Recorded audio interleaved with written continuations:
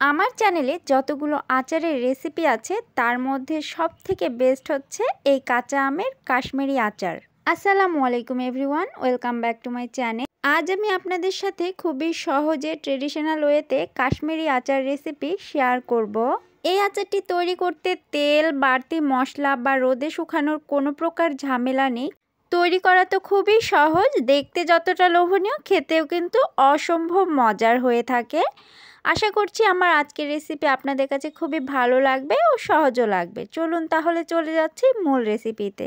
এখানে আমি 1 কেজি পরিমাণ একটু বড় সাইজের আম নিয়েছি। তবে আপনাদের হাতের কাছে যদি বড় সাইজের আম না থাকে আপনারা ছোট আমগুলো দিয়েও তৈরি করে নিতে পারেন। আমগুলোতে সবেমাত্র আটি শক্ত হয়েছে এরকম টাইপের আম বেছে নিয়েছি।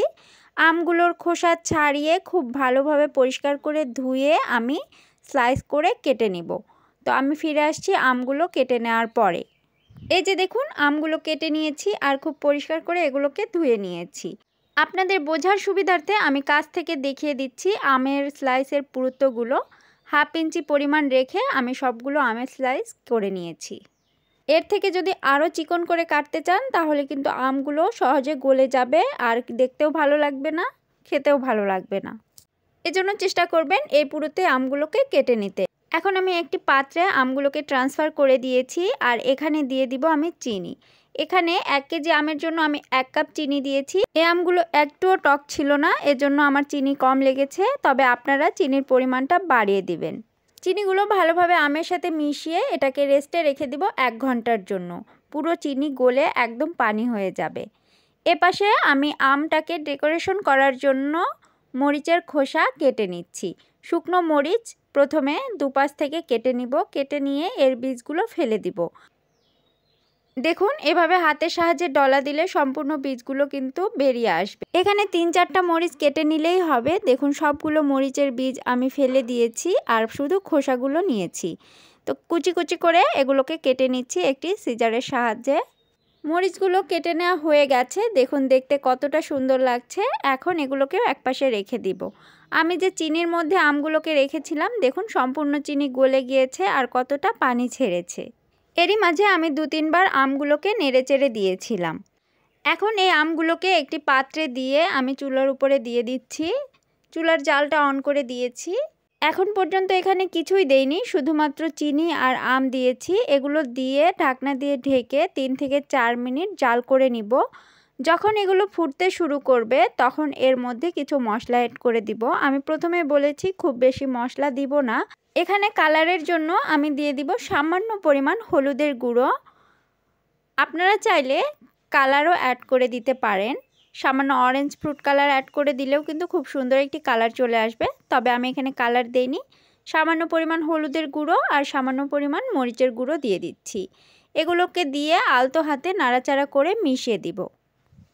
এগুলো মিশিয়ে দেওয়ার পরে আবারও ঢাকনা দিয়ে ঢেকে জাল করে নিব 4 থেকে 5 মিনিট। এই আচারটা তৈরি করতে খুব বেশি সময় লাগে না, মাঝারি আঁচে এগুলোকে কুক করে নিতে হবে। এই কাশ্মীরি আচার আপনারা যদি তৈরি করে না থাকেন তাহলে তো পুরাটাই মিস করবেন। এর আগেও আমি এই আচারটা তৈরি করেছি, আপনারা আমার সেই ভিডিওটা খুব বেশি পরিমাণে পছন্দ করেছেন। এই যে দেখুন আমগুলো কিন্তু পুরোপুরি কুক হয়ে গেছে আর কালারটাও স্বচ্ছ হয়ে এসেছে, অনেকটা পানি টেনে নিয়েছে। এ পর্যায়ে এখানে আমি দিয়ে দিচ্ছি 1/2 চামচ বিট লবণ। আমি প্রথমে কিন্তু কোনো প্রকার লবণ দেইনি, এজন্য শেষের দিকে লবণ দিয়ে নামিয়ে নিব। আপনার আচারটা বেশি দিন সংরক্ষণ করতে চাইলে ভিনেগার দিয়ে দিতে পারেন, তবে এই আচারটা আমি নর্মালি 2 থেকে 3 মাস নর্মাল ফ্রিজেই রেখে খাবো, এজন্য আমি এখানে ভিনেগার দেইনি। এখন এখানে আমি দিয়ে দিচ্ছি কেটে রাখা মরিচের টুকরোগুলো। এই মরিচের টুকরোগুলো দেওয়ার পরে দেখুন কালারটা আরও একটু চেঞ্জ হয়ে আসবে। আমি নাড়াচাড়া করে দেখিয়ে দিচ্ছি। আচারটা প্রায় হয়ে এসেছে। এখানে খুব বেশি শিরা রাখবো না, আবার একেবারে টেনেও নিয়ে আসবো না। আমি দেখিয়ে দিচ্ছি ঠিক কী পরিমাণে রাখবো। এই কাশ্মীরি আচার তৈরি করার এখনই পারফেক্ট সময়। এখন প্রচুর পরিমাণে কাঁচা আম বাজারে পাওয়া যাচ্ছে, সো দেরি না করে আপনারাও বাড়িতে বানিয়ে নিন। আর আপনাদের কাছে কেমন লেগেছে কমেন্টে জানাতে ভুলবেন না।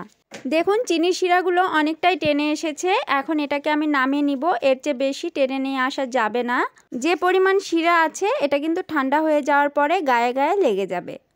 তো চুলার জালটা অফ করে দিয়েছি। আমি কিছুক্ষণ পর আপনাদেরকে সার্ভ করে দেখিয়ে দিচ্ছি।